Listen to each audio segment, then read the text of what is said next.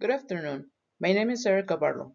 I am a member of the honors program at the Riverside Community College. My research on the effects of overcriminalization originated in my English class after analyzing the novel Tropic of Orange by Karen Tai Yamashita. This novel highlights the repercussions of a failed criminal justice system with underlying issues of mental illness, drug addiction, and failed immigration policies in California. But I'm not here to talk about a novel. I'm here to talk about the issues affecting Californians. Having worked as a jailer for 10 years in one of the largest jail systems in the United States, I can attest that these issues within the jail system have become a revolving door. What I mean by that is that individuals are arrested over and over again for the same offenses, but nothing becomes of it. Thank you, UCI and RCC, for the opportunity to present for you today. Well, everything's a crime nowadays. We're all criminals in the eyes of the law. Did you know there is a crime to feed the homeless in public spaces? Or that food sharing is illegal?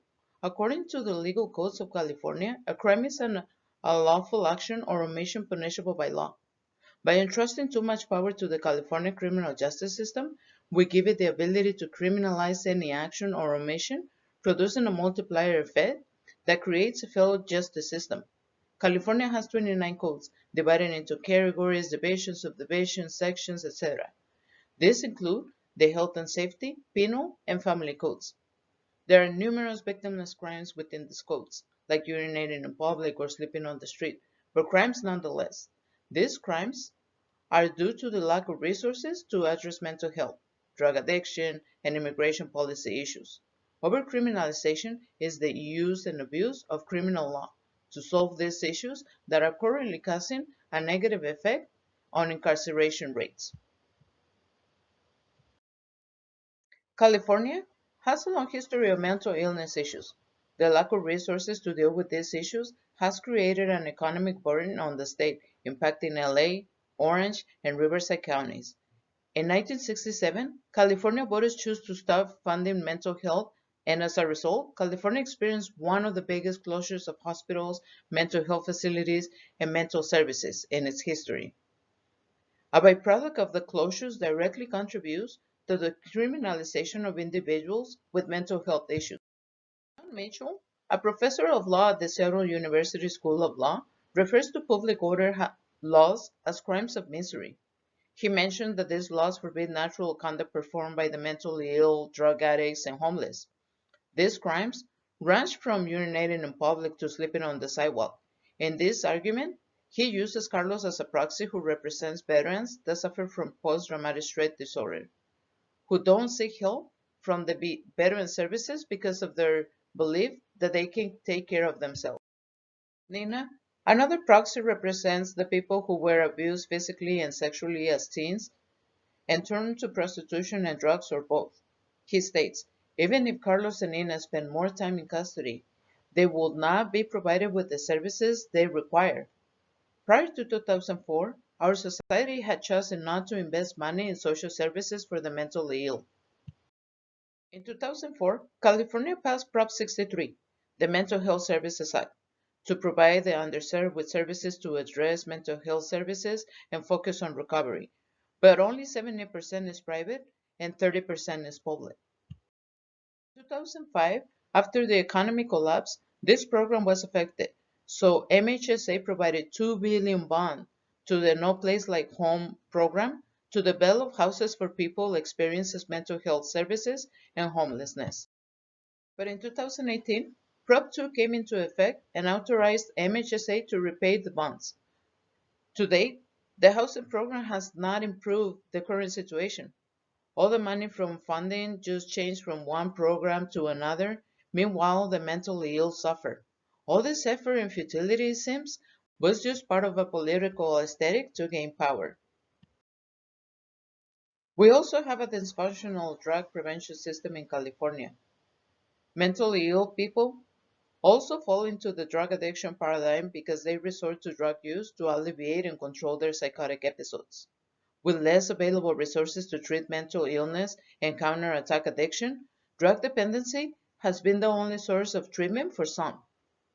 Even though policing is available, They're meant to operate and prioritize calls by urgency and availability of personnel, leaves these cases at the bottom of the list.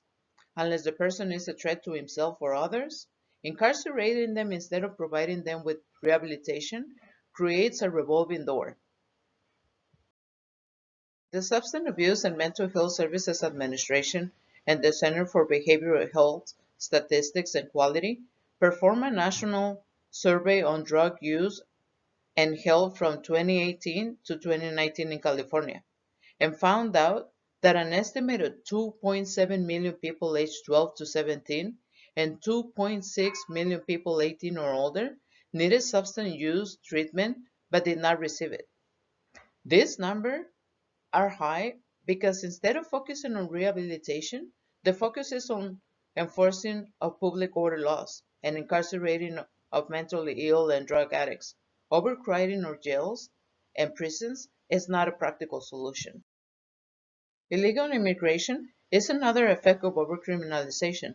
The lack of immigration reforms and selective legalizations has resorted to mass incarceration. In 1994, California enacted Proposition 187.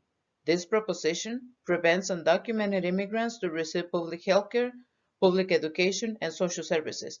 More importantly, this prop requires state and local agencies to report any suspect illegal to immigration. Fortunately, this proposition was challenged by groups like the Mexican American Legal Defense and Education, the League of Latin American Citizens, and the American Civil Liberties Union. Unfortunately, in California, if an undocumented person gets arrested for committing a crime of misery, and during the booking process is identified as an illegal, the person gets cited for the initial offense and then is transferred to custody of immigration. But if it was legal, the person will have just gotten a citation. Both scenarios cost California taxpayers. Jennifer Chacon, a professor of law at the University of Berkeley School of Law, is remarkably familiar with the cost of immigration and overcriminalization causes. The apparent basis for using criminal law as a response to migration issues is the myth of migrant criminality, sometimes tinged with or even stepped in racism or nativism. Criminal law is merely a vehicle by which legislators attempt to address the litany of problems that unauthorized migrants are purported to have caused.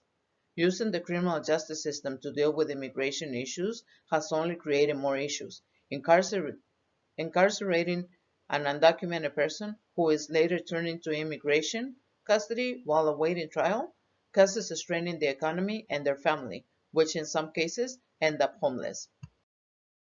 All in all, mental illness, drug addiction, and immigration policies are the most sensitive issues in the economy. Crimes of misery put more strain on the economy than a feasible solution and go hand in hand when addressing overcriminalization. As Professor Owen states, municipal budget deficits seem to affect policing enough to motivate very specific types of engagement. Traffic citations, arrests for sex work, and drug arrests of Black and Hispanic people appear to be the most responsive to local budget needs. What is of essence to law and politicians is the revenue, the money, the power that arresting people creates. There is no urgency in finding a humanistic solution because it will not generate revenue, leaving the mentally ill, drug addicts, and immigrants to continue to find ways to survive in the concrete jungle. The California criminal justice system, power to criminalize any action, produces a multiplier effect, and it leaves the most vulnerable people to survive in places where a regular person would not. If California continues to disregard the need for reform, homeless will continue to take over every space they can. Relocating them from one place to another does not solve any problems. California needs to humanize the mentally ill, drug addicts, and illegal immigrants, reform the criminal justice system, state and local agencies, and more importantly, redirect the funds to programs that effectively help those desperately in need. The call for help is long overdue, and the repercussions of a failed criminal justice system regarding mental illness, drug addiction, and immigration policies are upon us. There is still a chance to redirect the trajectory of this phenomenon by decriminalizing crimes of misery and humanizing those affected by overcriminalization. Thank you very much. Any questions?